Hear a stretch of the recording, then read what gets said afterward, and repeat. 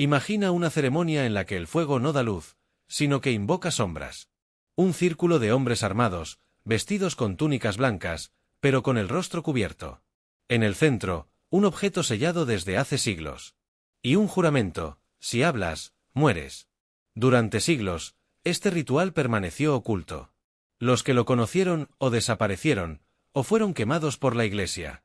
Los documentos que lo describen fueron destruidos. Pero algunas piezas sobrevivieron. Y lo que revelan es tan perturbador, que muchos creen que el ritual templario jamás debió salir a la luz. Hoy, te lo voy a contar. Pero antes, necesitas saber por qué los templarios estaban dispuestos a matar y a morir para protegerlo. Bienvenido a este canal donde desvelamos los secretos que la historia prefirió enterrar.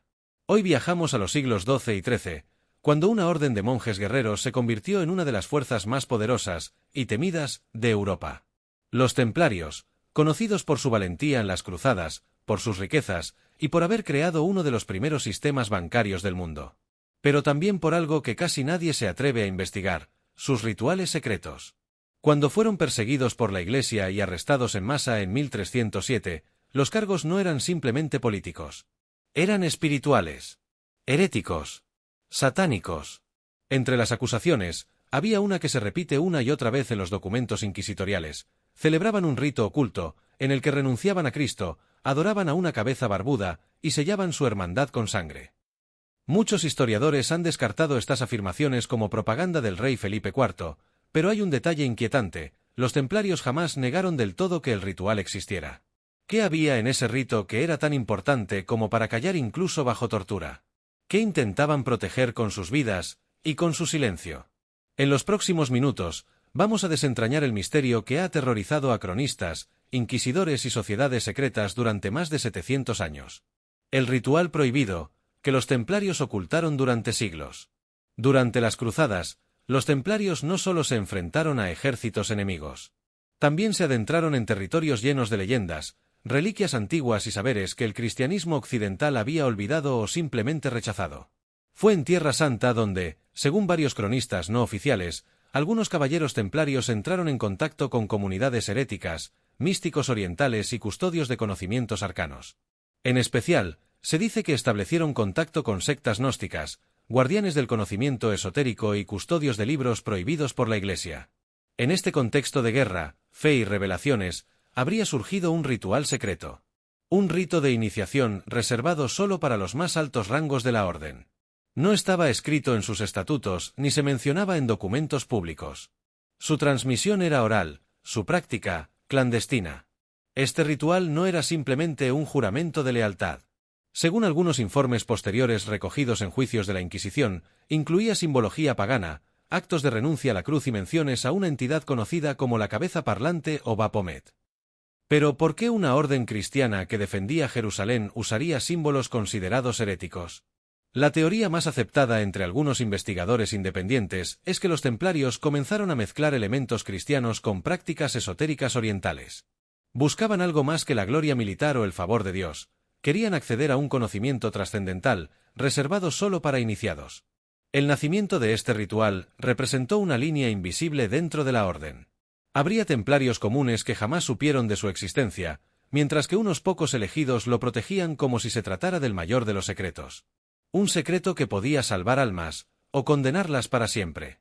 Lo que se sabe sobre el ritual prohibido de los templarios no proviene de documentos templarios, porque fueron destruidos o nunca existieron por escrito, sino de fragmentos recogidos durante interrogatorios inquisitoriales, confesiones bajo tortura y textos secretos de siglos posteriores. Aún así, cuando se cruzan los relatos, aparece un patrón, una ceremonia cargada de simbolismo, de oscuridad y de miedo. El lugar donde se celebraba era, casi siempre, subterráneo. Criptas, cuevas naturales o cámaras ocultas dentro de fortalezas templarias. Sin ventanas. Sin luz natural. Solo antorchas. Algunas versiones describen una sala circular, con un suelo de piedra negra y símbolos tallados alrededor de un altar central. El acceso estaba reservado solo a los caballeros más antiguos y leales. El rito comenzaba con un silencio absoluto. Los participantes vestían túnicas blancas sin insignias visibles. Ningún nombre era pronunciado durante la ceremonia. Cada miembro entraba en la sala descalzo, como signo de humildad, y portando un objeto personal que sería ofrecido simbólicamente. En el centro, sobre el altar, se encontraba el objeto más misterioso del ritual, una cabeza. Algunas fuentes afirman que era una calavera humana real. Otras, que era una figura esculpida, con rasgos andróginos y una expresión serena, casi viva. Esta figura era conocida como la cabeza que habla. Para algunos, era el Baphomet. Para otros, una reliquia traída desde Oriente, posiblemente relacionada con antiguas deidades. Alrededor de ella se pronunciaban palabras en latín mezcladas con fórmulas hebreas y griegas antiguas. Nadie fuera del círculo conocía su significado exacto.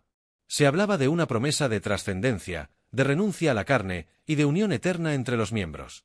Algunos textos insinúan que se pedía a los iniciados que escupieran sobre un crucifijo, no como burla a Cristo, sino como símbolo de romper con la fe impuesta y buscar una verdad más profunda. El acto final era el juramento. Un pacto de silencio que, si era roto, implicaba la muerte. En ciertas versiones, se marcaba al iniciado con una señal oculta, visible solo bajo ciertas condiciones. Otras hablan de un pequeño corte en la palma de la mano, con la sangre cayendo sobre la base de la cabeza esculpida. Este ritual no se realizaba todos los días. Solo en momentos claves. Y solo para aquellos considerados lo suficientemente preparados. Quienes lo vivieron, jamás hablaron de él por voluntad propia. El 13 de octubre de 1307, decenas de templarios fueron arrestados de forma simultánea en toda Francia. La orden vino del rey Felipe IV, y la excusa era clara: herejía, idolatría y prácticas prohibidas dentro de la Orden del Temple. Lo sorprendente no fue solo el alcance de la operación, sino la naturaleza de las acusaciones. No se hablaba de traición política ni de corrupción económica, sino de ritos oscuros, juramentos blasfemos y adoración a una figura demoníaca. Los interrogatorios realizados por la Inquisición, registrados en documentos como los Acta Latae Sententiae, revelan patrones inquietantes. Varios templarios, bajo tortura, admitieron haber participado en rituales secretos. Algunos describieron cómo eran iniciados en cámaras subterráneas. Otros afirmaron haber visto una cabeza barbuda en el centro de la sala, a la que se rendía algún tipo de culto. Un testimonio recogido en Chinon hablaba de una ceremonia en la que se les ordenaba negar a Cristo, escupir sobre la cruz y besar la espalda de un superior como símbolo de obediencia. Aunque estos detalles parecen grotescos, la repetición en los relatos y la mención constante de un ritual de paso o de revelación sugiere que, detrás de la acusación oficial, había algo más complejo y posiblemente verdadero. El nombre más mencionado fue Baphomet. A menudo descrito como una cabeza esculpida, con barba y expresión enigmática. No era un demonio en el sentido clásico, sino una figura ambigua, que podía simbolizar el conocimiento, la iluminación o incluso una antigua deidad olvidada. Su significado exacto nunca fue aclarado. Para la Iglesia, sin embargo, bastaba con la sospecha. Cualquier ritual fuera de su control era una amenaza. Y los templarios ya no solo eran poderosos militarmente y ricos financieramente, también parecían guardar secretos que escapaban al dogma oficial. La presión fue tan intensa que muchos caballeros terminaron confesando. Algunos se retractaron más tarde, otros murieron en prisión. Los más destacados, como Jacques de Molay, el último gran maestre, se negaron hasta el final a revelar la verdad detrás de las acusaciones. Y aún así, la sombra del ritual jamás desapareció. Durante siglos, la versión oficial presentada por la Iglesia y las monarquías europeas fue clara: los templarios eran herejes. Pero esa explicación no resuelve una pregunta fundamental: ¿por qué arriesgarlo todo por un ritual? ¿Qué valor tenía esa ceremonia como para guardar silencio incluso bajo tortura? ¿Qué estaban protegiendo? Una de las teorías más persistentes es que el ritual templario no era una simple iniciación, sino una forma de transmisión de conocimiento prohibido. No conocimiento militar, ni siquiera político, sino espiritual. Algo que desafiaba la visión oficial del cristianismo. Diversos investigadores sugieren que los templarios accedieron a textos antiguos durante las cruzadas, evangelios apócrifos, tratados gnósticos, escritos egipcios o babilónicos, que ofrecían una versión radicalmente distinta de lo divino. Según esta visión, el ser humano no necesita intermediarios, santos ni iglesias para conectar con lo sagrado. El templo está dentro de uno mismo. El ritual habría sido una representación simbólica de muerte y renacimiento espiritual, diseñado para romper con la estructura religiosa externa y reconectar al iniciado con su verdadera luz interior. Esa iluminación podía representar la gnosis, un despertar del alma, un acceso directo al conocimiento divino. Y eso, para la Iglesia medieval, era una amenaza directa. Otra posibilidad aún más perturbadora es que el ritual estuviera conectado con prácticas arcanas de contacto. Algunas fuentes mencionan que durante la ceremonia se intentaba abrir una comunicación con la cabeza, o el espíritu que habitaba en ella. Si esto es simbólico o literal, no está claro. Pero algunos manuscritos de siglos posteriores, como los del ocultista Eliphas Levi o los Rosacruces alemanes del siglo XVII, hacen referencia a la sabiduría de los caballeros blancos, transmitida por un oráculo sin cuerpo. Incluso hay quienes afirman que el objeto central del ritual, la famosa cabeza parlante, no era un simple ídolo, sino un artefacto. Una reliquia de origen desconocido, capaz de transmitir conocimiento, o al menos de provocar visiones y estados alterados de conciencia. Sea cual sea la verdad, lo que resulta evidente es que el ritual templario desafiaba el orden establecido. No solo por su forma, sino por su contenido. No era una ceremonia vacía. Era una revelación. Una ruptura. Una llave. Y como toda llave peligrosa, los que la tenían, pagaron con su vida. Cuando la Orden del Temple fue oficialmente disuelta en 1312, muchos pensaron que sus secretos desaparecieron con ellos. Sin embargo, la historia rara vez entierra el conocimiento, simplemente lo transforma. A lo largo de los siglos siguientes, surgieron rumores persistentes de que el ritual prohibido no había muerto con los últimos templarios. Algunos caballeros huyeron a Escocia, otros a Portugal o Suiza, y en esos nuevos refugios, según ciertas tradiciones, el rito sobrevivió, adaptado, oculto, disfrazado bajo otras formas. En Escocia, por ejemplo, hay registros de vínculos tempranos entre templarios y la masonería operativa. Algunos investigadores sostienen que ciertos grados del rito escocés antiguo y aceptado, una de las ramas más esotéricas de la masonería, conservan elementos que podrían provenir directamente de los rituales templarios originales. Los paralelismos son inquietantes: cámaras oscuras, juramentos secretos, símbolos geométricos, objetos rituales, y la figura de una cabeza o sabiduría encarnada como guía espiritual. En algunas logias masónicas del siglo XVIII, incluso se representaban dramatizaciones simbólicas de muerte y resurrección, muy similares a las que se atribuyen a los templarios. También han aparecido referencias en los archivos rosacruces, en ciertos rituales martinistas y en corrientes ocultistas del siglo XIX. Incluso algunos grupos modernos, autodenominados neotemplarios, afirman practicar una forma adaptada del antiguo rito, centrada en la iluminación personal y el despertar interior. Pero quizás lo más perturbador no está en las sociedades discretas, sino en los testimonios anónimos que han surgido en foros y documentos ocultos en Internet durante las últimas décadas. Personas que afirman haber presenciado rituales en entornos clandestinos, bajo iglesias abandonadas, en sótanos de edificios históricos, en encuentros nocturnos sin móviles ni grabaciones, donde aún se invoca a la cabeza, se intercambian palabras en latín y se sellan pactos de silencio con sangre simbólica. ¿Ficción? ¿Folclore moderno? ¿O señales de que el ritual jamás fue interrumpido, sino solo desplazado a la oscuridad donde siempre ha pertenecido? Lo que está claro es que, más de 7 siglos después, el miedo a ese conocimiento oculto sigue vivo. Y que aún hay quienes están dispuestos a protegerlo, a toda costa. Durante siglos, la historia oficial ha intentado explicar la caída de los templarios como una maniobra política. El rey Felipe IV necesitaba dinero, temía el poder de la orden y aprovechó las sospechas religiosas para eliminarla. Pero muchos investigadores independientes, y no pocos iniciados en órdenes esotéricas, han planteado una posibilidad mucho más inquietante. ¿Y si el verdadero motivo para destruir a los templarios no fue la herejía, sino el contenido de ese ritual? Una teoría persistente afirma que los templarios habían descubierto un secreto capaz de alterar los cimientos del cristianismo.